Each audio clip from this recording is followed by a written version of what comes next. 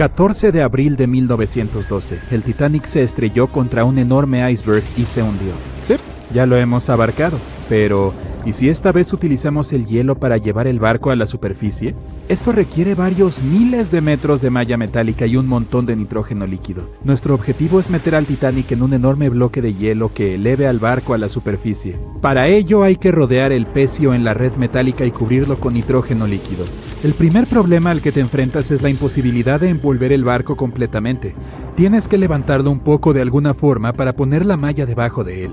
Digamos que por algún milagro lo consigues. Luego necesitas transportar cientos de grandes tanques de nitrógeno líquido. Estás bajo el agua, abriendo los depósitos, y hace tanto frío que el agua helada del océano Atlántico luce como si estuviera hirviendo. El nitrógeno solo chisporrotea, se disipa, y ciertamente no crea un bloque de hielo alrededor de la red.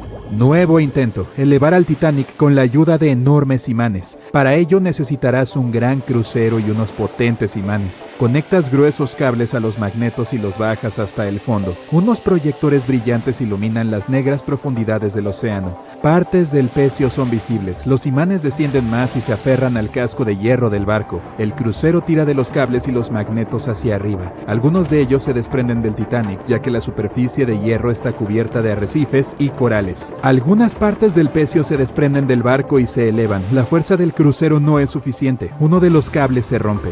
No solo el peso de cada una de las partes del Titanic, sino también la colosal presión del agua interfiere en la operación. El barco hundido no puede ser levantado completamente, solo sus pequeñas partes. Ya hubo un intento de alzar al Titanic por partes. La operación, que costó $5 millones, fracasó. Se fijaron eslingas de nylon a una gran parte del pecio. Los otros extremos de esta se conectaron a los motores diésel. Para toda la operación se utilizó un mini submarino. Se sacó un pedazo del Titanic de 21 toneladas, pero una de las eslingas se rompió por la fuerte presión del agua. Entonces, uno a uno, los demás cables empezaron a romperse y un enorme trozo cayó al fondo del mar. Para ese momento, todos los participantes en la operación de rescate se habían quedado sin provisiones y estaban muy lejos de la costa más cercana, así que decidieron no hacer un segundo intento. Se escribió un libro y se hizo una película sobre cómo se levantó al Titanic con aire comprimido. En realidad, nadie intentó esta operación. Para hacerlo se necesitarían varios cientos de grandes cilindros de aire comprimido. Al principio los instalas dentro del casco del Titanic y esperas a que tiren del barco hacia la superficie. En cuanto se bajan los cilindros bajo el agua, inmediatamente flotan hacia arriba. Esto complica enormemente la operación. Hay que sujetar los botes con cables y tirar de ellos hasta el fondo utilizando un potente submarino. O mejor aún, varios de ellos. Debido a la alta presión, los cilindros podrían estallar. En este caso, la onda expansiva golpearía otros cilindros y provocaría una catástrofe. Demasiado caro e inseguro. El plan más costoso y complejo para elevar al Titanic es probablemente aquel en el que los científicos extraen de alguna manera el hidrógeno y el oxígeno del agua del océano. Luego, estos elementos extraídos deben llenar contenedores especiales. Estos depósitos se fijan al barco, entonces este subiría a la superficie. Aunque se extraiga el oxígeno y el hidrógeno de millones de toneladas de agua, el resto del agua del océano lo sustituirá. Una máquina que sea capaz de ese filtrado debería costar miles de millones de dólares, o se puede conseguir un elemento químico que utilice una reacción en cadena para purificar toda el agua. En este caso, todo el océano mundial se quedará sin el vital oxígeno. Alguien sugirió una vez hacer explotar al Titanic. Necesitarás bajar varias cajas de dinamita al fondo del océano. Estas deben estar completamente selladas para evitar que el explosivo se moje. Luego deberías hacer funcionar varios kilómetros de cable que conduzca una corriente eléctrica hasta ellas. Una vez realizado todo esto, navegas hasta una distancia segura. Ahora vas a pulsar el botón para pasar la corriente por el cable y activar la dinamita. 3, 2, 1. Espera. ¿Por qué haces esto? Aunque funcione, los restos del Titanic quedarán esparcidos en todas direcciones en el fondo del mar. Será imposible elevar el barco del océano. Imagina un enorme gancho que pueda recoger al Titanic y levantarlo del fondo como un pez. Este debe ser enorme para poder alzar un barco hundido. Digamos que lo has creado tú. Luego, estás en un enorme crucero que navega hasta el lugar del accidente y baja el gancho como un ancla. Cae justo sobre el Titanic, pero no se aferra a él. Se necesita un equipo especial para enganchar un ancla del tamaño de un autobús al Titanic. Se requeriría un enorme submarino con brazos mecánicos. Construir tal dispositivo y hacerlo funcionar bajo una enorme presión es ya casi imposible. Pero, digamos que, finalmente consigues enganchar al Titanic. Es entonces cuando te das cuenta de que el crucero no tiene suficiente potencia para llevar el barco que pesa más de 50 toneladas y el ancla que añade unas 10 más. Para completar tu tarea necesitarás algunos cruceros más y unos cuantos millones de dólares extra. Una vez que la cera caliente se enfría, se endurece y flota en la superficie del agua. ¿Y si la llevamos al fondo del océano y la vertemos dentro del Titanic? Esto puede funcionar, dado que la cera no es un material costoso. Así que, esta se funde, se vierte en tanques resistentes y estos se jalan hasta el fondo con la ayuda de un submarino. Los recipientes pueden soportar una enorme presión y el buque tiene suficiente potencia para bajar la cera hasta esa profundidad. Los contenedores se colocan en el interior del Titanic. A través del mando a distancia se abren los recipientes, pero el material no sale. Cuanto más se profundiza, más se enfría el agua. Mientras se entregan los contenedores al barco, la cera se enfría y se solidifica en su interior. Varios recipientes son presionados contra la parte superior del barco, pero no es suficiente para levantar al Titanic. Otros contenedores simplemente flotan hacia la superficie. Y aunque los recipientes fueran termostáticos y se mantuvieran calientes en su interior todo el tiempo, una vez liberados, la cera se solidificaría en un instante. No habría tiempo para que se extendiera y cubriera el Titanic desde adentro. Así que simplemente flotaría hacia arriba también. Llenas varias bolsas grandes y resistentes con vaselina. Esta sustancia actúa como la cera en el frío, se vuelve sólida y flota.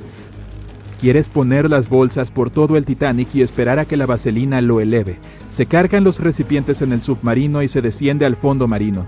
No se puede llegar a algunas partes del barco debido a los corales adheridos.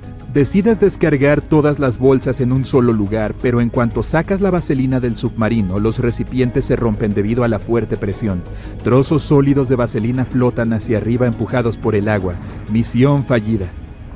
La idea más loca es llenar el Titanic con millones de pelotas de ping pong. Las pequeñas bolas de plástico llenas de aire deberían empujar el barco hacia la superficie, pero en cuanto empiezas a bajarlas al fondo, el plástico se aplana de inmediato y todo el aire de las esferas sale disparado. Puedes entregar las bolas dentro de un submarino, pero cuando las pongas dentro del Titanic, la presión las volverá a aplastar. También puedes crear bolas de material ultra ligero y fuerte y llenarlas de aire. En este caso necesitarás mucho más dinero. En cuanto pongas las esferas dentro del barco, algunas de ellas se colarán inmediatamente por los agujeros del navío. Y las restantes no serán suficientes para levantar el fondo de los restos del pecio que pesan más de 50 toneladas. Bueno, para estudiar al Titanic no hace falta bajar al fondo del mar. En internet se puede encontrar un mapa detallado en 3D que muestra el lugar del naufragio, así como el propio barco en el lecho marino. Para obtener una imagen realista del Titanic, los investigadores utilizaron tecnologías de sonar y robots submarinos, que tomaron más de 10.000 fotografías del barco hundido. Entonces, ¿tú qué piensas? ¿Dejarlo en paz? Sí, yo también. El accidente del vuelo 447 de Air France a menudo se llama el Titanic de los cielos. Estas dos tragedias ocurrieron con casi un siglo de diferencia, pero tienen algunas similitudes escalofriantes. En ambos casos se perdieron cientos de vidas. Además, el hielo fue uno de los culpables de las terribles tragedias. Y así como el Titanic se hundió en su primer viaje a través del Atlántico, el vuelo 447 enfrentó un desastre volando sobre ese mismo océano. Era el 31 de mayo de 2009. El vuelo 447 despegó de Río de Janeiro con rumbo a París, llevando a bordo a 228 personas entre pasajeros y tripulantes. Estaba programado que el vuelo durara unas 10 horas y 3 pilotos se turnaban para controlar el avión. Todo parecía ir sin contratiempos durante unas 3 horas hasta que el avión se aproximó a la región del Atlántico conocida por su clima impredecible y hostil. Alrededor de las 2 de la mañana UTC, las cosas comenzaron a ponerse difíciles. El avión atravesó una turbulencia muy fuerte que rápidamente empeoró. Pero eso no fue lo más grave. Empezaron a formarse cristales de hielo en los tubos pitot y esos pequeños dispositivos son cruciales para medir la velocidad del aire. Cuando se bloquearon, el piloto automático se desactivó. Los pilotos tuvieron que tomar el control manualmente. Fue entonces cuando los sistemas de vuelo cambiaron al modo de ley alternativa, lo que eliminó algunas de las protecciones de seguridad en las que los pilotos siempre confían. Fue el momento en que las cosas se salieron de control. El primer oficial Bonin, quien estaba al mando en ese momento, entró en pánico durante la turbulencia y elevó la nariz del avión. Lamentablemente no era lo que se debía hacer en esa situación. El cambio repentino hizo que el avión perdiera velocidad de manera alarmante y activara una advertencia de pérdida. Inexplicablemente, en lugar de bajar la nariz para recuperar velocidad, Bonin siguió subiendo. Esto hizo que el avión ascendiera empinadamente hasta los 11.600 metros. Era mucho más alto de lo que debía estar. En un instante, la máquina entró en su caída fatal. En la cabina se desató el caos. El avión se paralizó, las alarmas sonaban y la tripulación estaba perdida sobre lo que sucedía. Por alguna razón extraña, Bonin seguía levantando la nariz del avión, lo que empeoraba las cosas aún más. Las advertencias se silenciaron por un momento, pero eso solo contribuyó a la confusión.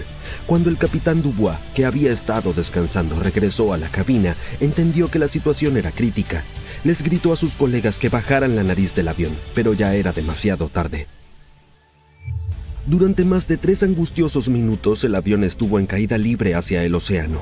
Durante ese tiempo, las acciones de la tripulación se anulaban entre sí. Bonin tiraba del control hacia atrás mientras sus compañeros intentaban empujarlo hacia adelante. Como resultado, el avión se mantuvo paralizado todo el camino hacia abajo, descendiendo en espiral desde 11.000 metros hasta el nivel del mar en una aterradora caída. Los momentos finales fueron capturados en la grabadora de voz de la cabina. «Hemos perdido todo el control del avión. No entendemos nada. Lo hemos intentado todo», gritaba uno de los pilotos. A las 2:14 UTC, el Airbus A330 se estrelló contra el océano a una velocidad de unos 280 kilómetros por hora. Ninguna de las 228 personas a bordo sobrevivió a la colisión. Las grabadoras de vuelo, que se detuvieron solo segundos antes del accidente, mostraron que la nariz del avión aún estaba inclinada hacia arriba cuando la aeronave impactó el agua. Los pilotos nunca recuperaron el control tras la pérdida de sustentación. Después del accidente, la investigación demostró que pequeños problemas pueden convertirse en un desastre inmenso en muy poco tiempo. Los tubos pitot bloqueados eran en realidad un problema menor, pero provocaron una reacción en cadena que sobrepasó a los pilotos. Los expertos señalaron que la confusión en la cabina y la lucha de los pilotos por entender lo que estaba sucediendo desempeñaron un papel importante en el accidente. La tragedia también alertó sobre la capacitación de los pilotos, especialmente para la pérdida de sustentación a gran altitud, lo que llevó a cambios en los protocolos de seguridad. Sorprendentemente, este desastre no es el único comparable a la tragedia del Titanic. La historia del dirigible R-101 es una catástrofe más que recibió el mismo nombre. El viaje del dirigible estaba destinado a ser un símbolo del futuro de Gran Bretaña en los viajes aéreos, pero todo se vino abajo tristemente de forma literal en su primer gran trayecto. Para octubre de 1930, el R-101 había pasado por algunas mejoras importantes. El plan era volarlo desde Inglaterra hasta la India. Debía ser un viaje larguísimo que mostraría de lo que era capaz este dirigible. Por eso había mucha presión para ponerlo en el aire. Pero existía un problema. No había sido probado lo suficiente, y algunos expertos pensaban que aún no estaba listo. De todas maneras, se dio luz verde a la misión. Un aspecto significativo de este vuelo era que Lord Thomson, quien era el jefe del Ministerio de Aire de Gran Bretaña y un gran defensor del proyecto del dirigible, iba a estar a bordo. Estaba decidido a hacer del viaje un éxito y reunir apoyo para el Plan Imperial de Dirigibles, el sueño de Gran Bretaña de usar dirigibles para viajes de larga distancia a través del imperio. Así que junto con otros funcionarios importantes, ingenieros y miembros de la tripulación, Lord Thomson abordó el R-101 para lo que esperaban sería el vuelo histórico hacia India, pero ignoraban la tragedia que pronto ocurriría. La noche del 4 de octubre, el R-101 despegó de Cardington, Inglaterra. El plan era dirigirse a Francia, repostar allí y luego continuar su viaje hacia la India. Pero desde el principio las cosas no fueron bien. El clima era malo, con lluvia y fuertes vientos, lo que hacía que el enorme dirigible fuera difícil de controlar. Además, ya tenían algunos problemas técnicos que no estaban resueltos por completo. Los motores eran impulsados por diésel, una opción más segura porque tenía menos probabilidades de incendiarse que los motores de gasolina, pero al mismo tiempo no eran lo bastante potentes para un dirigible tan grande y pesado. De todos modos, a pesar de las advertencias sobre el mal tiempo, continuaron adelante. El R-101 cruzó el Canal de la Mancha y se dirigió hacia Francia. Pero a medida que el clima empeoraba, la aeronave comenzó a perder altitud. No podía mantenerse arriba. Para cuando volaba sobre Beauvais, en el norte de Francia, la situación se estaba volviendo crítica. La aeronave estaba demasiado pesada, especialmente después de ser golpeada por la lluvia, y tenía muchas dificultades para mantenerse en el aire. A eso de las 2 de la mañana comenzó a descender demasiado rápido. La tripulación hizo todo lo posible para que la nave comenzara a subir de nuevo, pero fue en vano. A las 2:09 ocurrió el desastre. El R-101 se estrelló en un campo a unos 80 kilómetros de París, pero eso no fue lo peor. Al ocurrir la colisión, la tela del dirigible se rasgó y el hidrógeno en su interior, un gas extremadamente inflamable, se incendió. En un instante, toda la nave quedó envuelta en llamas. De las 54 personas a bordo, 48 no sobrevivieron, incluidos Lord Thompson y muchos de los principales expertos en aviación de Gran Bretaña. Solo 6 sobrevivientes lograron salir, pero no indemnes. Entonces, ¿qué salió mal? Nuevamente fue una mezcla de problemas. Por un lado, fallos de diseño. El R-101 era demasiado pesado, incluso después de todas las modificaciones. Sus motores no eran lo bastante potentes como para soportar tal peso, en especial en mal clima, lo que nos lleva al siguiente problema. Volar en una noche tormentosa y ventosa empeoró las cosas.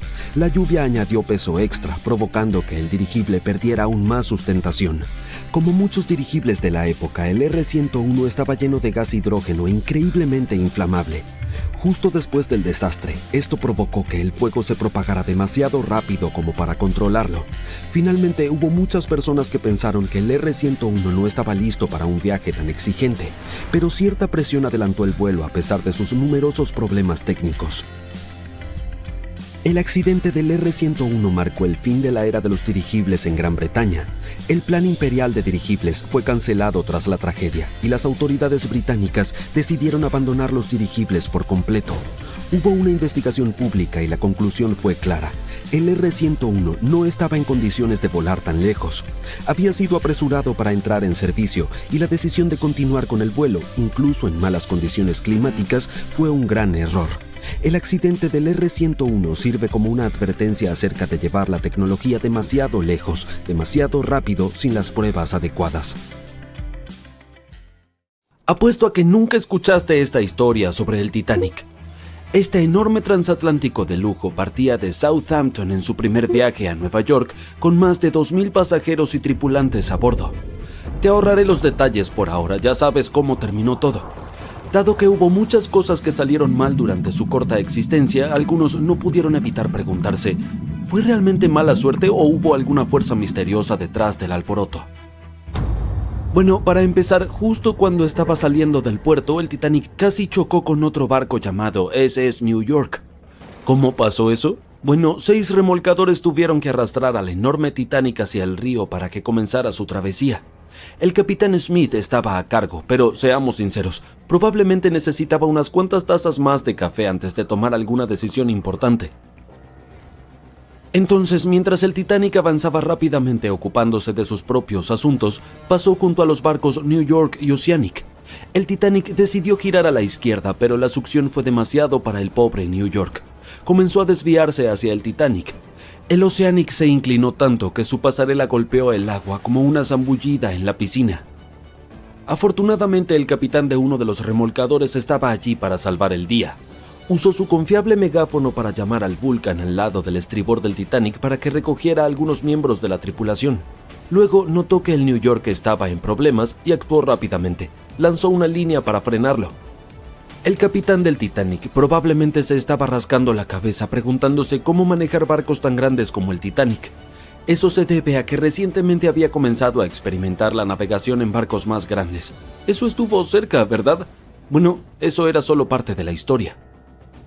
Como resulta ser, la enorme lista de desgracias podría haber comenzado incluso antes. Otra teoría sugiere que durante los días de construcción del barco en Irlanda del Norte se desató un incendio en los depósitos de carbón. Vaya comienzo complicado. Si esta información es correcta, entonces el casco del barco podría haberse visto afectado por el incidente antes de zarpar. Los seguidores de esta teoría afirman que un incendio surgió dentro de uno de los grandes búnkeres de carbón del Titanic y realmente dañó un segmento importante del casco del barco. Algunos aseguran que incluso hay evidencia fotográfica que lo respalda. Se encontraron un montón de fotos que documentan cómo se construyó y preparó el barco para su viaje inaugural y mostraba una marca negra significativa en el exterior del casco del Titanic. Curiosamente, esta estaba muy cerca de donde el iceberg impactó durante aquel frío abril. Ahora sé lo que estás pensando. Esta teoría podría sonar descabellada, pero la mayoría de estas personas han estado recopilando información sobre el Titanic durante décadas y están convencidas de que esto es lo verdadero. Incluso creen que el incendio comenzó mucho antes del día en el que el Titanic partió para su viaje inaugural, aproximadamente 3 semanas antes. ¿Por qué se pasó por alto esto? Pues principalmente por temor a la mala prensa. Además, debido a todo el alboroto creado en torno a el barco insumergible, era importante que se mantuviera el calendario inicial. Por supuesto, no todos están convencidos por esta nueva teoría. Algunas personas piensan que es solo otra idea loca para añadir a la larga lista de teorías sensacionalistas del Titanic. ¿Qué pasaría si te dijera que incluso había rumores sobre una parte de un antiguo sarcófago egipcio a bordo? ¿Podría eso haber tenido algo que ver con el trágico final del Titanic? Algunos realmente creen que sí. Déjame contarte la historia de la momia de la mala suerte. Es un relato que te pondrá la piel de gallina. Ya en el siglo XIX, este antiguo artefacto egipcio, concretamente la tapa de un sarcófago de la momia, fue trasladado a Europa. Y tan pronto como llegó empezaron a suceder cosas extrañas. Ahora bien, algunas de las historias pueden estar un poco exageradas, pero según los periodistas, algunas de ellas eran realmente ciertas. Los rumores despertaron el interés de un escritor británico, quien más tarde pasó meses investigando el caso de la momia y sus supuestas historias relacionadas. Planeaba escribir un artículo desmintiendo los mitos, pero descubrió que todos eran demasiado reales. Desafortunadamente nunca llegó a terminar su trabajo porque falleció de repente. Otros creían que la urna de la momia estaba vigilada por elementales egipcios. Advirtieron a otros que no se metieran con el artefacto. La historia de la urna de la momia es igual de espeluznante. Fue encontrada en Egipto y vendida a una persona convenientemente llamada Señor W en una fiesta organizada por una conocida dama inglesa. Cuando la urna llegó a Inglaterra, fue entregada a la hermana del Señor W, quien inmediatamente sufrió pérdidas financieras y otros problemas. Un fotógrafo que tomó una foto de la urna afirmó haber capturado el rostro de una mujer viva en la película. El sarcófago de la momia finalmente terminó en el Museo Británico y todavía se encuentra allí hoy en día. Sin embargo, los rumores dicen que estaba a bordo del Titanic y fue responsable de su hundimiento. Pero no creas todo lo que escuchas. Algunas fuentes afirman que el sarcófago nunca salió del Museo Británico y que el rumor fue iniciado por un periodista llamado William Stead.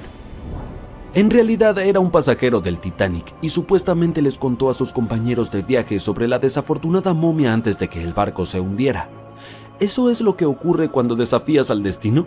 Lo dudo seriamente, pero te hace pensar, ¿verdad? Se pone aún más extraño, créeme. Aproximadamente 50 pasajeros se acobardaron antes de que el barco zarpara y se negaron a abortar el Titanic en el último minuto, aunque eso significara perder el costo del boleto. Simplemente tenían un muy mal presentimiento sobre todo el asunto, e incluso un astrólogo irlandés advirtió contra hacer el viaje en el Titanic. Dudo que haya visto un enorme iceberg oculto en las estrellas, pero ciertamente contribuye al misterio que rodea a esta embarcación. ¿Y sabes qué es aún peor? El hecho de que los binoculares del barco que podrían haber ayudado a evitar la colisión con el iceberg estaban guardados bajo llave. Aparentemente esos binoculares podrían haber sido utilizados por los vigías esa fatídica noche. Pero adivina qué, la llave la tenía David Blur, un oficial que desafortunadamente fue removido de la tripulación antes de la partida del barco. Pobre hombre, es probable que ni siquiera supiera lo que estaba guardando. Ahora, algunos historiadores piensan que si esos binoculares se hubieran usado, el iceberg podría haberse avistado antes. Pero oye, no vamos a señalar culpables aquí. Otros argumentan que no habría hecho ninguna diferencia. Quién sabe, tal vez el vigía estaba demasiado ocupado mirando las estrellas para notar un enorme iceberg frente a ellos. Pero en serio, ¿qué estaban pensando? Guardar bajo llave los binoculares en un barco tan grande es como olvidar empacar protector solar para un viaje a la playa. Además, el barco podría haber estado yendo un poco demasiado rápido. Ahora sé lo que estás pensando. ¿Por qué tenía tanta prisa el capitán? Bueno, aparentemente, el buen capitán Smith estaba tratando de vencer a su hermano mayor, el Olympic, en una carrera para ver qué barco podría cruzar el Atlántico más rápido. Supongo que tenía una especie de rivalidad fraternal o algo así. Pero aquí está el asunto. Aunque había advertencias sobre icebergs en la zona, el Titanic simplemente continuó avanzando a toda velocidad. O sea, vamos muchachos, no es ciencia espacial. Si sabes que hay icebergs alrededor, tal vez deberías reducir un poco la velocidad, ¿verdad? Y luego, cerca de la medianoche del 14 de abril de 1912, el Titanic chocó contra ese iceberg y se hundió en el Atlántico Norte. También es famoso por tener apenas 16 botes salvavidas y 4 botes plegables a bordo. No es de extrañar que acabara siendo uno de los peores desastres marítimos de la historia moderna. Después de todo el suceso, la gente empezó a creer en la vida más allá del velo y contactó con médiums esperando recibir señales de aquellos que habían perdido en el mar. No puedo culparlos, aunque no hay ninguna historia verificada de alguien que haya logrado contactar a un pasajero del Titanic desde el más allá.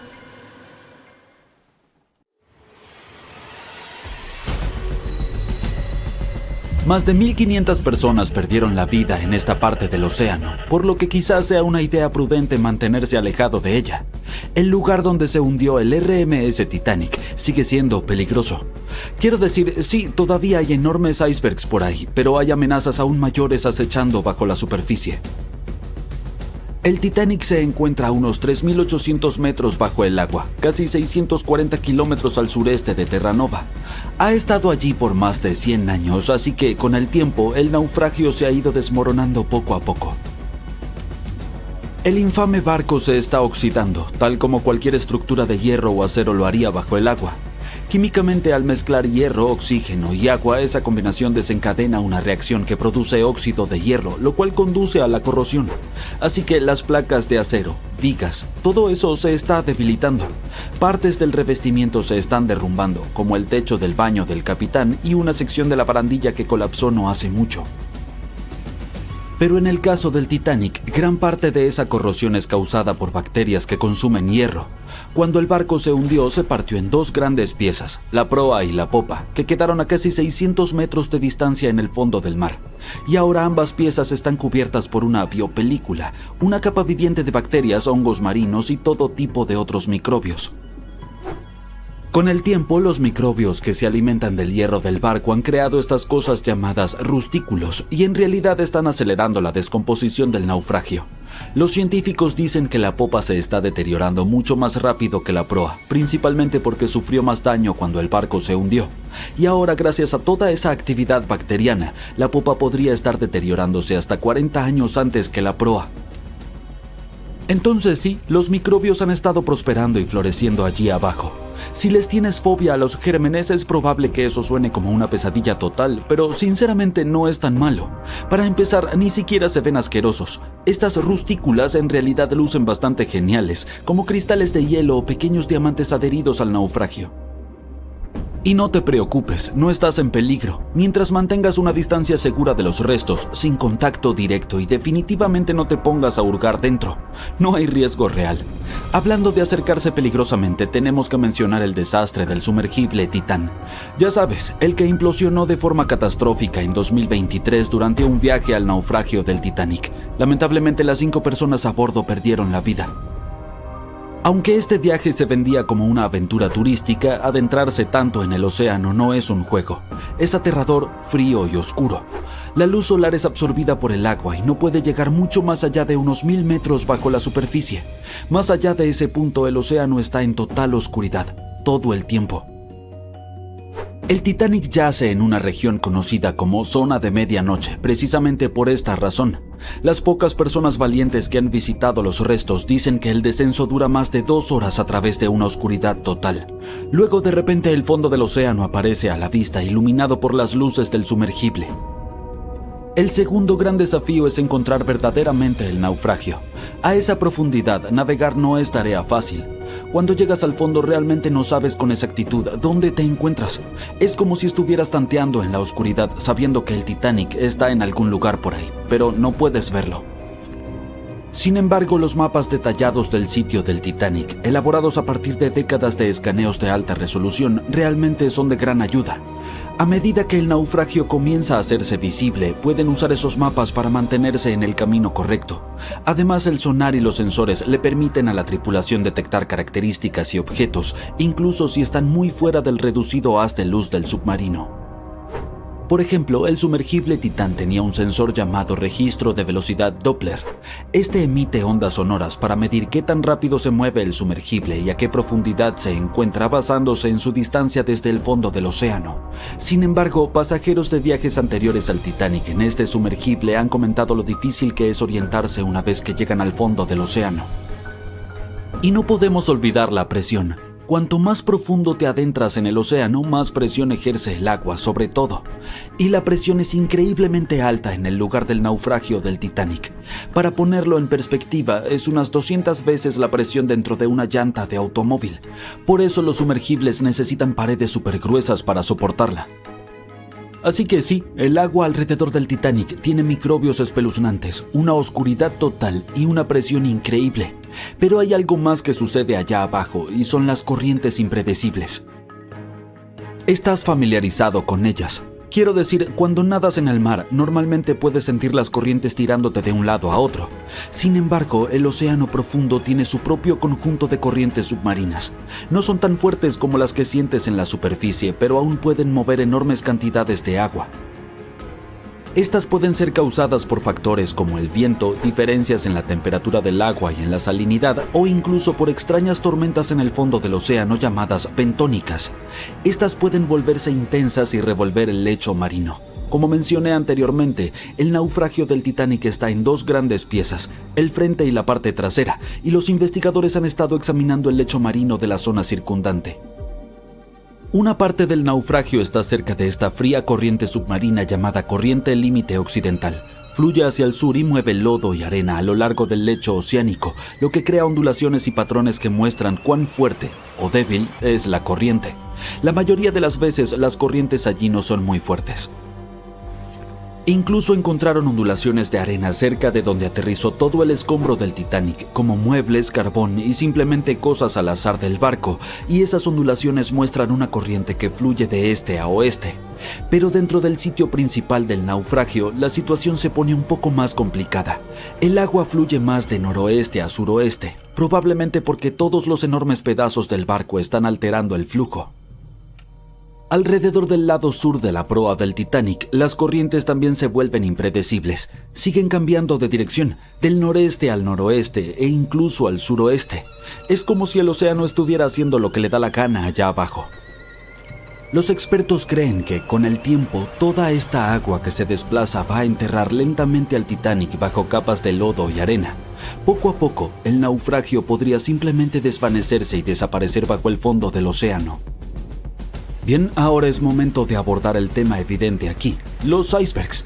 Sí, todavía son un problema para los barcos hoy en día. En 2023, alrededor de 380 icebergs flotaron hacia las rutas marítimas concurridas entre América del Norte y Europa. Eso es un problema. Verás, cuanto más grande es el iceberg, más fácil es de detectar y evitar. Sin embargo, los hielos más pequeños son mucho más difíciles de detectar, aunque no son menos peligrosos. Y eso se debe a que la parte más riesgosa está bajo el agua, donde nadie puede verla. Piensa en el iceberg que hundió al Titanic. Los pasajeros vieron unos 30 metros de él sobre el agua, pero se cree que eso es solo alrededor del 16% de su tamaño total. Los expertos dicen que el resto, oculto bajo las olas y mucho más grande de lo que se ve, podría extenderse varios cientos de pies hacia abajo. La buena noticia es que, a diferencia de los tiempos del Titanic, ahora tenemos más tecnología para detectar icebergs con anticipación. Los barcos modernos cuentan con radares e imágenes satelitales que pueden identificar amenazas heladas escondidas en la oscuridad. Algunas embarcaciones incluso utilizan sonar e imágenes térmicas para ver a través de la niebla, ayudando a la tripulación a detectar icebergs sobre la superficie. El GPS y el AIS eligen rutas más seguras. y los centros de monitoreo alrededor del mundo envían alertas en tiempo real como si tuvieras un asistente personal para detectar icebergs. Así que sí, es una mejora considerable en comparación a depender solo de binoculares. No tendrás que preocuparte por los icebergs en tus próximas vacaciones en crucero, incluso si pasa por la ruta del Titanic. Pero solo para estar más seguro, intenta no viajar con alguien llamado Jack o Rose. Y nunca toques el violín a bordo. Solo digo. El Titanic se hundió el 14 de abril de 1912 y todas las pertenencias de los pasajeros y los artículos del barco fueron a parar a las profundas y oscuras aguas. Estos objetos esperaron pacientemente a ser descubiertos hasta 1985. El Titanic se hundió rápidamente y parecía que casi no quedaba nada del barco. Sin embargo, los buzos que fueron en pequeños submarinos lograron recuperar muchos artefactos del naufragio. Si te preguntas cómo se ven estos sorprendentes objetos, acompáñame. Varios museos tienen colecciones de objetos del Titanic rescatados por buzos o donados por los sobrevivientes y sus familiares. Y algunos de estos artículos incluso se venden en subastas, por lo que si estás dispuesto a gastar una bonita suma en un artefacto exclusivo, ¿por qué no? El primer artículo de mi lista es un reloj de bolsillo perteneciente a un pasajero del Titanic, John Chapman. John y su esposa Elizabeth estaban en su luna de miel. Cuando el barco golpeó el iceberg, a Elizabeth se le ofreció un asiento en un bote salvavidas junto a su amiga Emily Richards. Sin embargo, había un problema. El señor Chapman no podía entrar al bote. Elizabeth se volvió hacia su amiga Emily y le dijo: «Adiós, si John no puede ir, yo tampoco iré». Eso es lo que yo llamo amor verdadero. Después de un corto tiempo, el barco se hundió. Si retrocedemos y volvemos al reloj de bolsillo de Chapman, notaremos un detalle desgarrador. Los expertos creen que el reloj se detuvo alrededor del momento en el que el barco finalmente se sumergió. ¿Recuerdas la icónica escena de la película Titanic en la que los músicos continuaban tocando mientras el barco se hundía? El violín que tocaba el verdadero músico fue vendido en una subasta por 1,7 millones en 2013. Se dice que los músicos tocaban Nearer My God to Thee mientras el transatlántico se hundía. Ya que estamos hablando de los músicos, podríamos arrojar luz sobre una pieza musical encontrada en el barco. Era la canción Put Your Arms Around Me, Honey. Teniendo en cuenta el hecho de que el papel se arruina casi instantáneamente cuando se moja, es un milagro ver esas partituras. Otro documento de papel conservado es el menú del almuerzo. Los pasajeros de primera clase lucían sus hermosos vestidos y disfrutaban de su comida sin saber que era su último almuerzo. Este artículo único fue subastado por $122,000. Las comidas se ofrecían según la clase. Por ejemplo, los pasajeros de primera clase comían pavo asado con salsa de arándanos, cordero de primavera o abadejo al horno. En comparación, los almuerzos de tercera clase constaban de sopa de arroz, pan fresco, roast beef y salsa marrón. También había galletas marineras que los pasajeros comían para aliviar el mareo. No estaba solo el menú, también se recuperó un boleto VIP. El número de billete todavía se puede leer, 1342. A continuación, tenemos muestras de perfume de la época eduardiana. Un químico llamado Adolf Salfield subió al Titanic con varias botellas de perfume. ¿Por qué llevaba estas muestras? Bueno, Salfield planeaba abrir una tienda de fragancias en Estados Unidos. 61 frascos de perfume se hundieron con el barco.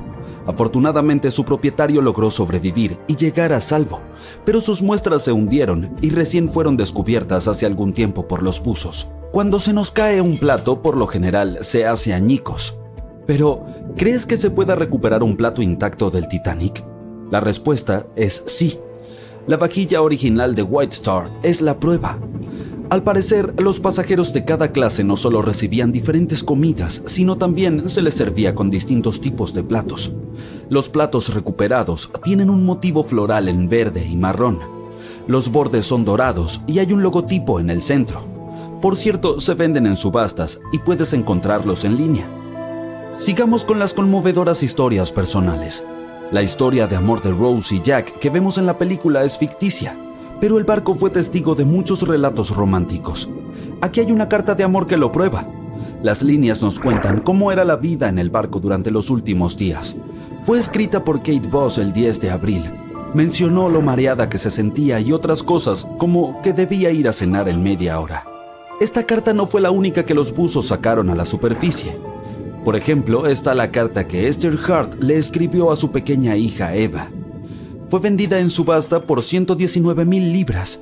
Probablemente sea la última carta escrita a bordo, ya que se completó solo 8 horas antes de la tragedia. No está tan dañada porque estaba en el bolsillo del abrigo del marido de Esther. Otra carta que podemos mencionar es la del Dr. John Simpson. Esas palabras fueron las últimas que le escribió a su madre. Permíteme presentarte a Edith Rosenbaum. Ella estaba en el barco con su cerdito de juguete de la suerte. Edith se había lesionado gravemente en un accidente antes de subir al gran barco. El juguete fue un regalo de su madre como apoyo moral para su proceso de recuperación. En realidad, era una caja de música en forma de cerdito. Edith lo utilizaba para calmar a los jóvenes asustados en el bote salvavidas. El siguiente elemento en la lista es el silbato de Lillian Winfred Bentham. Ella era una pasajera de segunda clase. En aquella terrible noche, Lillian estaba en su camarote. No creía que el Titanic pudiera hundirse. Después de todo, era el barco insumergible. Su amiga acudió a ella y la convenció de que se subiera a un bote salvavidas. Recién entonces se dio cuenta de lo grave que era la situación. Momentos después vio cómo el barco se partía en dos. Mientras el bote salvavidas se alejaba en la noche, Lillian vio a un tripulante que también había sido rescatado. Sin pensarlo 2 veces, envolvió al hombre con su abrigo de piel. Hacía mucho frío, así que probablemente le salvó la vida con ese gesto. El hombre quiso agradecerle su bondad, así que le dio a Lillian un silbato. Era el que había usado toda la noche para pedir ayuda. Este par de guantes blancos es uno de los elementos más raros recuperados del Titanic. Eran de algodón y le pertenecían a un caballero. La identidad del dueño es desconocida. La tela no puede durar bajo el agua durante décadas, pero estos guantes se conservaron bien y todavía se pueden ver los finos detalles y su elegancia. También se ha encontrado una campana. Sí, la famosa campana, la que sonó para advertir sobre el iceberg. Frederick Fleet y Reginald Lee estaban de guardia la noche del accidente. Ambos sobrevivieron. Fleet fue quien vio el iceberg antes de que el barco lo golpeara. Lo irónico es que Fleet y Lee no tenían binoculares. Estaban guardados en un armario, pero la llave del armario estaba en el bolsillo de un miembro de la tripulación que fue reasignado a otro barco a último minuto y no dejó la llave. Podrían haber visto el iceberg antes si hubieran tenido binoculares, y el Titanic podría haber girado a tiempo. Los buzos no solo descubrieron pertenencias de los pasajeros o de la tripulación, sino también piezas del propio barco. El siguiente elemento es la Gran Escalera. Algunas partes de esta icónica estructura se han recuperado del naufragio. Esta escalera se convirtió en un punto de encuentro entre los pasajeros de primera clase. Si querían visitar los baños turcos para un día de spa o ir a cenar, se encontraban en la escalera y se iban juntos. Esta escalera era un símbolo de lo lujosas que eran algunas partes del Titanic. Otro objeto milagrosamente salvado que pertenecía al Titanic es su plano. Fue uno de los elementos más caros vendidos en la subasta. El plano tiene alrededor de 10 metros de ancho. ¿Qué más? También se descubrió el logómetro. Es un aparato utilizado para verificar la velocidad de navegación del barco y la distancia que recorre. Los expertos dicen que desde el inicio hasta el mediodía del 14 de abril, el artefacto registró unos 500 kilómetros. Y hay más. También se encontró un gran trozo de casco que pesa 15 toneladas. Los ojos de buey más grandes eran para los camarotes y los más pequeños eran para los baños. Esta pieza fue encontrada en 1994, pero fue en 1998 cuando se extrajo con éxito. Después de todos estos años bajo el agua, estaba llena de vida marina. Aún así, sorprendentemente, los ojos de buey todavía tenían vidrio.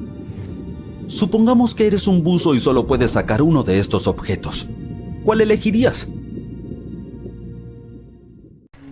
El Royal Mail Ship o RMS Titanic, el barco de vapor más famoso de la historia, sin duda alguna, fue una vez un símbolo de lujo y los sueños prometedores por cumplir. Su construcción tomó 3 años y requirió la colaboración de 3,000 personas. El 10 de abril de 1912, el flamante transatlántico recibió a sus pasajeros con olores del barniz fresco, pintura y madera recién cortada. En aquel entonces, todavía se usaba plomo para la producción de la pintura y aceite de linaza como aglutinante, por lo que ese aroma debió haber sido poderoso. Cuando estaba completamente operativo, el enorme navío consumía alrededor de 850 toneladas de carbón por día y los pasajeros también podían oler sus humos. Otro aroma que debió haber llenado las cubiertas del Titanic, al menos las de primera clase, debe haber sido la nueva fragancia de la famosa casa de perfumes francesa Guerlain, el L'Or Bleu. Fue lanzada a principios del mismo año y rápidamente se convirtió en un éxito entre las damas acaudaladas.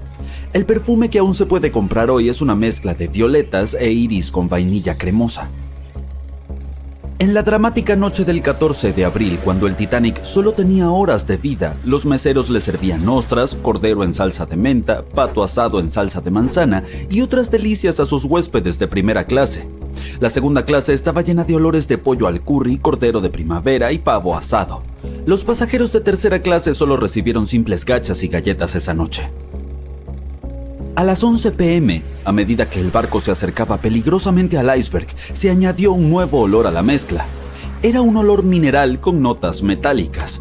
Si tienes hielo en tu nevera, debes haber notado que absorbe los olores de los alimentos cercanos. Lo mismo sucede con los icebergs. Adoptan los olores de los animales marinos y mantienen la composición química del agua de la que están hechos. Y aunque más personas hubieran conocido el significado de este peculiar olor metálico, probablemente tampoco habrían salvado al barco. Pero el número de gente que hubiera logrado escapar podría haber sido mayor. Hablando de olores, en caso de que alguna vez te hayas preguntado cómo huele el espacio, pero no planeas convertirte en astronauta pronto, presta atención. Puedes probar Eau Space, un aroma que fue diseñado por la NASA hace décadas. La idea del perfume era ayudar a los astronautas a prepararse para sus encuentros con el espacio en todos los niveles durante su entrenamiento. Pero espera un segundo. El espacio es un vacío, por lo que técnicamente no debería tener ningún olor, ¿verdad? Sin embargo, los astronautas que han estado allí recuerdan que tiene un agradable olor metálico, algo así como el olor de los humos de soldadura o la pólvora quemada. Podían olerlo en sus trajes espaciales después de volver a su nave espacial. También podemos adivinar a qué huelen otros planetas en función de lo que compongan sus atmósferas. Venus tiene nubes de ácido sulfúrico en su atmósfera, por lo que debe oler a huevos podridos. Marte y Urano también huelen a huevos podridos, por cierto. Cada una de las capas de la atmósfera de Júpiter está compuesta por diferentes químicos. Es por eso por lo que huele diferente dependiendo de dónde te encuentres. Algunas capas te reciben con un delicioso aroma a almendras amargas o mazapán, y otras, más cerca de la superficie, huelen a productos de limpieza. Es poco probable que los demás planetas del sistema solar tengan un olor distintivo, ya que sus atmósferas están compuestas principalmente por gases inodoros. En cuanto a nuestro satélite natural, la Luna, los astronautas del Apolo afirmaron que su polvo huele a pólvora. La fragancia del césped recién cortado hace que valga la pena cortarlo con regularidad, pero ¿sabías que el césped no la pasa muy bien mientras lo haces? De hecho, grita por ayuda. Y dado que el césped no puede gritar en voz alta, expresa su malestar liberando una mezcla de moléculas volátiles malolientes. Lo hace para protegerse de los insectos. Las orugas y otras criaturas similares simplemente adoran devorar golosinas vegetales azucaradas. Cuando cortas el césped, este libera ácido jasmónico, entre otras cosas. Este actúa como una señal para las avispas parásitas de que hay una oruga disponible. Estas criaturas lidian con los agresores del césped que pueden seguir creciendo felizmente. Desde el punto de vista del césped, cortar no es muy diferente a un ataque de insectos, entonces se protege de la mejor manera que puede. La lluvia tiene un olor potente fácil de reconocer, también conocido como petricor. Pero, ¿de dónde proviene? Resulta que algunas plantas secretan aceites durante las sequías. Las rocas y la tierra acumulan esos compuestos y cuando las gotas de lluvia los golpean, estos se mezclan con el agua y son liberados al aire.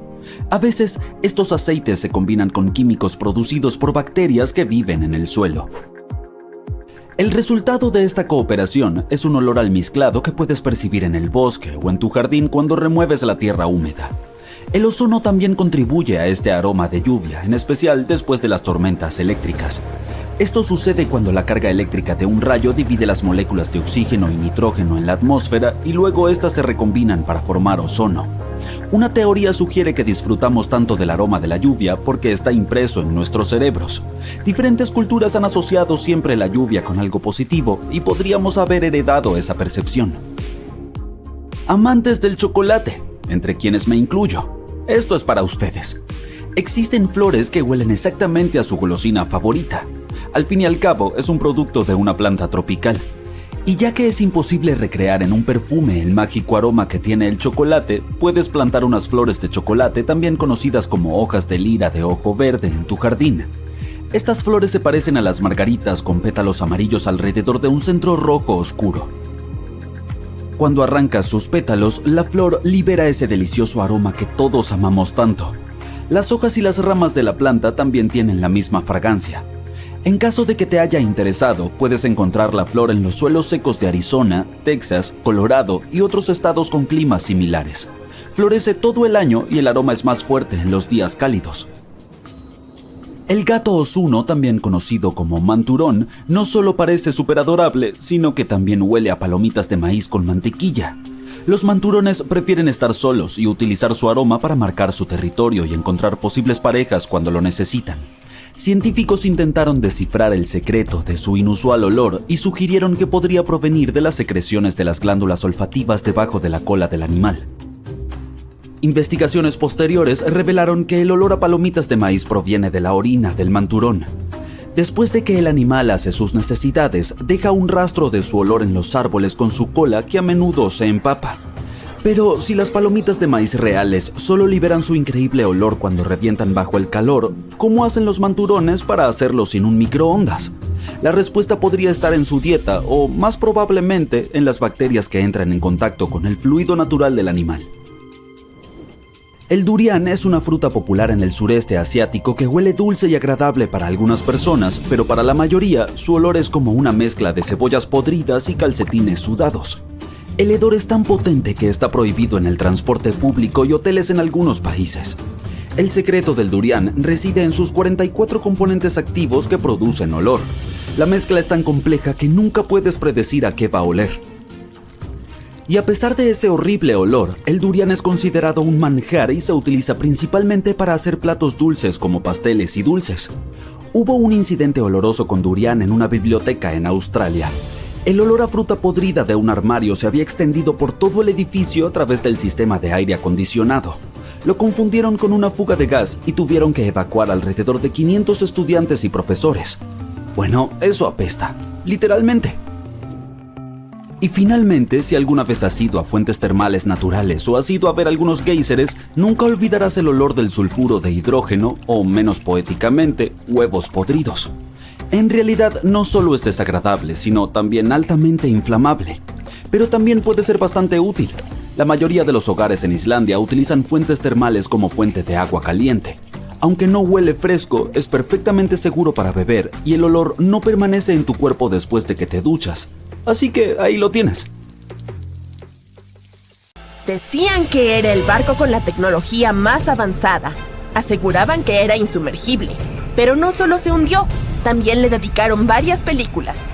Esas eran las principales razones por las que el desastre del Titanic se hizo mundialmente famoso. Sin embargo, este no ha sido el único naufragio a gran escala. Por desgracia, ha habido muchos casos peores que la tragedia del Titanic. Uno de ellos ocurrió el 27 de abril de 1865. El barco de vapor Sultana transportaba diariamente pasajeros y carga entre San Luis y Nueva Orleans. Estaba hecho de madera y su tamaño era bastante grande, con 3 cubiertas, 80 metros de eslora y 22 de manga, casi el doble que una cancha de baloncesto. El barco podía transportar a unos 350 pasajeros, pero aquel desafortunado día llevaba más de 2,000. El 23 de abril realizaba un viaje rutinario desde Nueva Orleans cuando sufrió una avería. Algo andaba mal en la caldera, así que el buque atracó en Vicksburg para ser reparado. En el puerto, el capitán del barco, James Cass Mason, descubrió una excelente oportunidad para ganar mucho dinero. Todo lo que tenía que hacer era trasladar a un grupo de exprisioneros al norte. El capitán accedió a hacerlo, pero el problema era que la caldera requería mucho tiempo de reparación. Mason temía que sus competidores le quitaran la oportunidad, así que decidió continuar el viaje, a pesar de que la caldera aún no estaba lista. Remendó los agujeros en lugar de hacer una buena reparación e invitó a bordo a todos los exprisioneros. Así pues, había una caldera rota, un número excesivo de pasajeros, falta de botes salvavidas y las condiciones fluviales tampoco ayudaban. Además, El capitán se negó a enviar a los exprisioneros a la bodega, por lo que compartían el lugar con los pasajeros comunes. Había grandes posibilidades de sufrir un naufragio, pero el deseo de ganar dinero era más fuerte. El Sultana zarpó y navegó río arriba durante 2 días. En ese momento comenzó una de las mayores inundaciones del Mississippi de la historia. Debido a la crecida, el río desbordó y el nivel del agua subió varios metros. Todos los árboles de la orilla desaparecieron y solo las copas sobresalían del agua. El barco navegaba en dirección contraria a la corriente, por lo que la caldera trabajaba a tope. El 26 de abril, el Sultana llegó a Memphis, Tennessee, y recibió aún más carga, 120 toneladas de azúcar y 200 pasajeros. El barco estaba demasiado pesado. Hacia la medianoche prosiguió su peligroso viaje. El capitán se dirigió a las barcazas para cargar carbón. A la 1 de la madrugada, el buque abandonó la barcaza, y a las 2, la caldera rota, incapaz de soportar tanta carga, explotó repentinamente. El Sultana estaba a 11 kilómetros al norte de Memphis. Pocas personas sobrevivieron aquel día. El problema fue que los pasajeros que intentaban escapar del fuego saltaron a un río frío con una fuerte corriente. El desastre del Sultana se considera el naufragio más trágico de la historia de Estados Unidos. Aún se desconoce el número exacto de víctimas. Según diversas fuentes, esta cifra está entre 961 y 1,800 personas. Muy pocos conocen esta historia. Hubo muchos más supervivientes en la tragedia del Titanic, de la que todo el mundo se enteró. Pero cuando el Sultana se hundió, también habían ocurrido otros acontecimientos trascendentales. 12 días antes del naufragio, el país había perdido a Abraham Lincoln. La gente aún no se había recuperado de esta noticia, así que nadie le prestó mucha atención a la tragedia del Sultana. Varias catástrofes ocurrieron hace poco tiempo en términos históricos. Una de ellas tuvo lugar en 2002. El transbordador Lejula era un buque senegalés.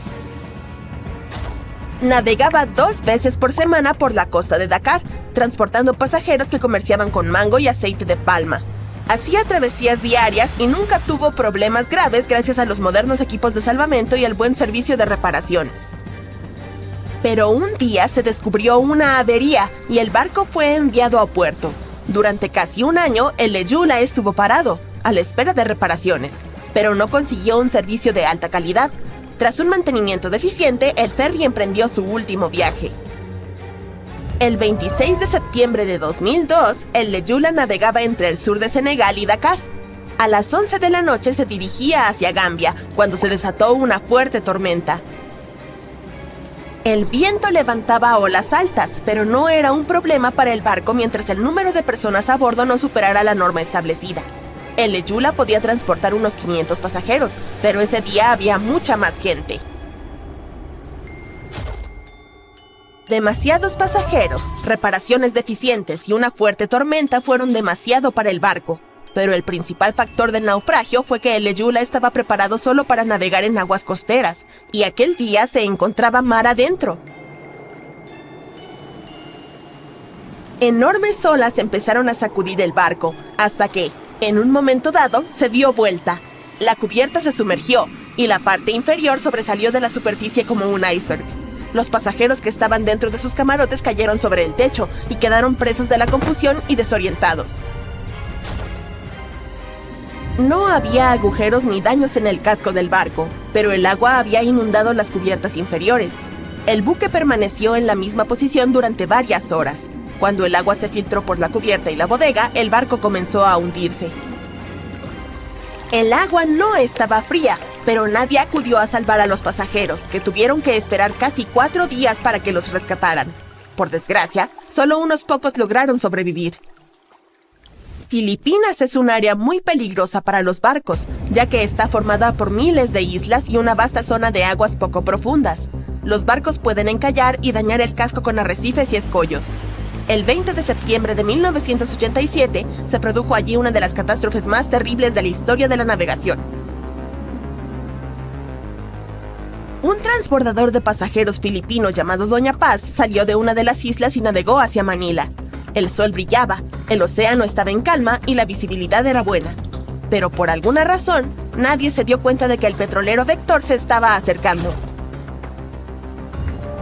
Los dos barcos colisionaron a baja velocidad, pero el problema fue que el Vector llevaba toneladas de petróleo a bordo, y el Doña Paz dio justo contra la bodega de carga donde se almacenaba ese petróleo.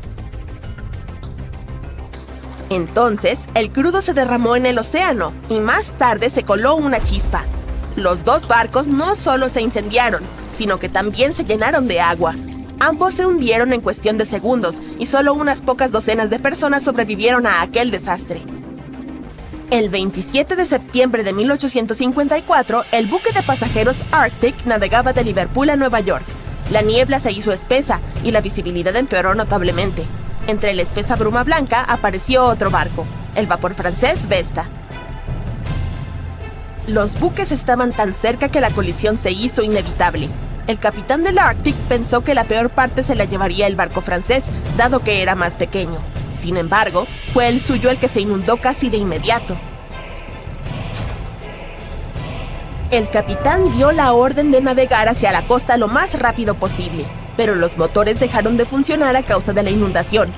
Entonces, la tripulación empezó a bajar botes salvavidas con mujeres y niños. Aún así, cuando se logró rescatar a las personas de los botes, resultó que solo habían sobrevivido 87 de las 400 que estaban a bordo, 65 miembros de la tripulación y 22 pasajeros. Lo llamativo fue que solo había hombres adultos. El capitán del barco sobrevivió aferrándose a los restos. Todos los periódicos escribieron sobre esta tragedia y la consideraron una de las más terribles y vergonzosas de la historia de la navegación. Se criticó a los supervivientes porque no habían salvado a las mujeres y a los niños, y se acusó a los miembros de la tripulación de violar la ley, ya que la seguridad de los pasajeros era la prioridad. De todas maneras, ninguno de ellos cargó con la responsabilidad del desastre. Desgraciadamente, todavía se producen naufragios, pero por suerte hay muchos menos que antes gracias a los modernos sistemas de navegación y a los radares. Sin embargo, ninguna tecnología puede garantizar que no haya una gran tormenta o cualquier otra emergencia imprevista. Nadie podría haber imaginado que el insumergible Titanic chocaría con un iceberg. Excepto por un hombre, William Thomas Stead. Bueno, no directamente, por supuesto. No es como si un día se hubiera levantado de la cama imaginando el naufragio del Titanic. Más bien escribió un cuento breve titulado Cómo el crucero de vapor se hundió en mitad del Atlántico por un sobreviviente, el 3 de marzo de 1886, 26 años antes de que se hundiera el Titanic. Ok, hagamos un resumen súper rápido. En abril de 1912, el Titanic navegaba de Southampton a Nueva York por el Atlántico Norte. El barco chocó contra un iceberg y menos de 3 horas después estaba completamente bajo el agua. De las 2.208 personas a bordo, solo 706 sobrevivieron debido al número limitado de botes salvavidas y al agua helada. Otro barco de pasajeros, Carpathia, escuchó la llamada de socorro, recogió a los sobrevivientes y los llevó a salvo a Nueva York. El cuento que escribió William Stead trataba sobre Thomas, un marinero británico que se subió a un transatlántico con destino a los Estados Unidos. En un momento, el protagonista se dio cuenta de que no había suficientes botes salvavidas para todos a bordo del barco en caso de que algo sucediera. Un par de días después, una densa niebla cubrió todo lo que se veía. La suerte no estaba del lado del transatlántico y chocó con un barco extraviado, al igual que el Titanic chocó contra el iceberg. Solo 200 de las 916 personas llegaron a salvo a los Estados Unidos. El personaje principal logró sobrevivir saltando al agua y subiéndose a uno de los botes salvavidas. Uno pensaría que la historia hizo que todos en la industria agregaran botes salvavidas adicionales en los barcos, pero lamentablemente recibió muy poca atención cuando se publicó. Y aún más trágico es el hecho de que William Thomas Stead estaba en el Titanic cuando se hundió, y no sobrevivió. Los sobrevivientes que conocieron a Stead mencionaron que siempre había sido alegre y le encantaba conversar durante las comidas. Elogiaba el diseño del barco y lo resistente que era. Los testigos también hablaron sobre lo útil que fue cuando el barco se estaba hundiendo, y contaron que le había dado su chaleco salvavidas a otra persona. Era periodista de profesión y se dirigía a Nueva York para una ceremonia. Una de sus contribuciones más importantes al periodismo moderno fue el uso de ilustraciones en cada artículo periodístico. También introdujo entrevistas en los periódicos y todavía se usan hasta el día de hoy, junto con las ilustraciones. Pero esta historia no fue el único trabajo publicado que predijo el desastre. Morgan Robertson era un autor y ex capitán de barco que escribía cuentos y novelas. Su trabajo más notable es El naufragio del Titán. También se conoce como Futilidad.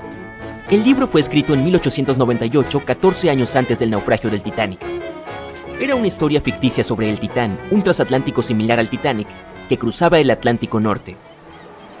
También es una coincidencia que Titán fuera tan rápido como Titanic y compartiera muchas otras similitudes, como el tamaño o el diseño. El libro lo describía como insumergible y como el barco más grande que hubiera llegado al océano en ese momento. Eso es lo que habían dicho sobre el Titanic también. Otra extraña similitud era el número limitado de botes salvavidas que tenía. La historia sucedía en abril, y fue entonces cuando el Titanic emprendió su viaje y chocó contra el iceberg. La historia de Titán también menciona que casi nadie había sobrevivido a ese horrible accidente. A diferencia de la historia de Stead, el protagonista de Robertson tomó un camino diferente. El hundimiento de Titán ocurrió en algún lugar a la mitad del libro, así que después del accidente, el personaje principal siguió con su vida. El libro se volvió un centro de atención después del desastre del Titanic. ¿Cómo pudo alguien haber descrito los eventos que tuvieron lugar casi una década después con tanta precisión? Muchos comenzaron a creer que Robertson podía ver el futuro, pero la realidad era que Robertson sabía manejarse en un barco. Fue fácil para él escribir esa historia sin investigar más. Siendo realistas, una de las mayores amenazas para los barcos en ese momento era chocar con un iceberg o chocar con otros barcos. La siguiente historia suena algo mística. Una vez, Alex Mackenzie escuchó una voz que le advertía que no abordara el Titanic, pero cuando se dio la vuelta, no había nadie allí. Mientras continuaba caminando, la voz le habló de nuevo, pero esta vez fue más fuerte y más clara. Tomó la advertencia en serio y decidió cancelar el viaje y regresar a Glasgow, Escocia, su ciudad natal. Sus abuelos no estaban muy contentos de encontrarlo en casa en lugar de en el Titanic. Después de todo, el boleto era muy caro.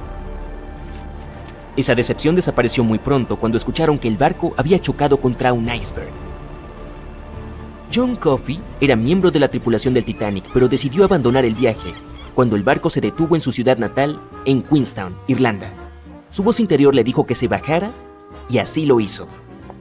Tenía solo 23 años en ese momento, y para alguien de su edad podría haber sido un gran impulso profesional y una oportunidad para crecer.